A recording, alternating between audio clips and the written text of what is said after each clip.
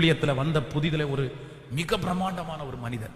அந்த மனிதன் யார் பார்த்தாலும் பயப்படுற மனுஷன். சாதாரணமா ஒரு வீட்டுல வந்து ஒரு பையன் ஒரு லேடி கிட்ட சிக்கி இருக்கான். அந்த பையனை மீட்டெடுக்கிறதுக்கு அவங்க அம்மா அப்பா போன் பண்ணி எப்படியாவது அந்த பையனை அந்த வீட்டுல இருந்து கொஞ்சம் வெளியே கொண்டு வாங்கன்றாரு.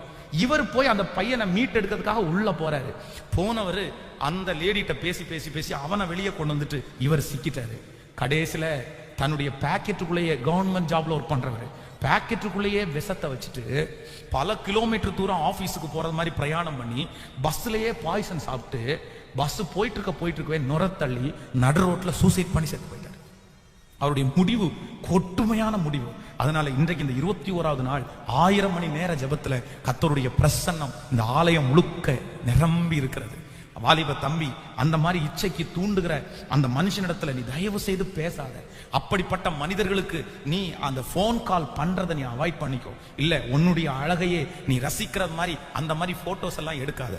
வேதம் சொல்லுது, நீ தான் உன் மாம்சத்தை அடக்கணும், நீ தான் அந்த இச்சையை அடக்கணும், நீ தான் அதை கண்ட்ரோல் பண்ணணும்.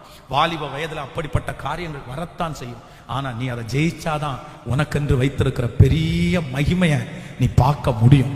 நீ இளம் வயதுல இப்படிப்பட்ட நுகத்தை சுமந்தாயானால் நான் நம்புறேன், நீ வளரும் போது நீ எந்தெந்த காரியத்தை எல்லாம் ஜெயித்தாயோ அதற்கு கர்த்தர் தக்க பலனை தராமல் போகவே மாட்டாள். யோசேப்புக்கு அப்படிப்பட்ட சோதனை வந்துச்சு. யோசேப்புக்கு அப்படிப்பட்ட சோதனை வரும்போது அவன் என்ன பண்ணுனான்னா, வேதம் சொல்லு, வஸ்திரத்தை விட்டுட்டு அவன் ஓடினான் என்று வேதம் சொல்லுது. அங்க நிக்கல. அப்படின்னா நீங்க வந்து இச்சையிலிருந்து நீங்க ஜெயிக்கணும் அப்படின்னு சொன்னா ஆரம்பத்திலேயே நீங்க ஜெயிக்கணும், ஃபர்ஸ்ட்லயே நீங்க ஜெயிக்கணும். நீங்க முதல்ல விட்டுட்டீங்கன்னா, நீங்க முதல்ல ஓடாம விட்டுட்டீங்கன்னா பரவாயில்ல, நான் அந்த அளவுக்கு போக மாட்டேன், நான் அந்த அளவுக்கு செய்ய மாட்டேன், கொஞ்சம் தான், சும்மா பேச மட்டும்தான் நான் செய்வேன், கொஞ்சம் SMS மட்டும்தான் நான் அனுப்புவேன், இல்லைன்னா ஒரு சின்ன விஷயத்த மட்டும்தான் பார்ப்பேன்னு நீங்க இந்த இச்சையான காரியத்தை ஆரம்பத்திலேயே கிள்ளல அப்படின்னா நான் சொல்றேன், அது ஒரு பெரிய மரமாகும் போது உங்களால வெட்டவே முடியாது. சோ நம்பர் 1, முதலாவதாக ஒரு தேவனுடைய பிள்ளை இச்சையை மேற்கொள்றதற்கு நீங்க செய்ய வேண்டிய முதல் படி என்னன்னா, ஆரம்பத்திலேயே கிள்ளிரணும், ஃபர்ஸ்ட்லயே கிள்ளிரணும்.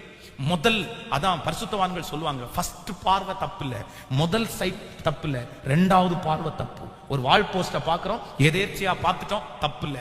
ரெண்டாவது டைம் பார்த்தா அது பாவத்தினுடைய லிஸ்ட்ல போயிடும். ரெண்டாவது டைம் பார்க்கறத கண்ட்ரோல் பண்ணணும். அதுதான் ஆண்டவருடைய பிள்ளைகளுக்கு அழகு. அப்போ முதல்லயே கிள்ளிரணும். அப்படி இந்த வாலிப தங்கச்சிங்களுக்கு பெற்றோர்களாகிய நீங்க அம்மா அப்பாங்க சொல்லி கொடுக்கணும். இல்லப்பா, அவன் பேசுற மோட்டிவேஷன்ஸ் வேற, அவன் வேற மாதிரி உன்னை கிரியேட் பண்றான், அவன் வேற விதத்துல உன்னை வந்து கொண்டு போறான். அதான் நான் அடிக்கடி சொல்லுவேன், பெண் பிள்ளைகள் என்கிறது வந்து நீங்க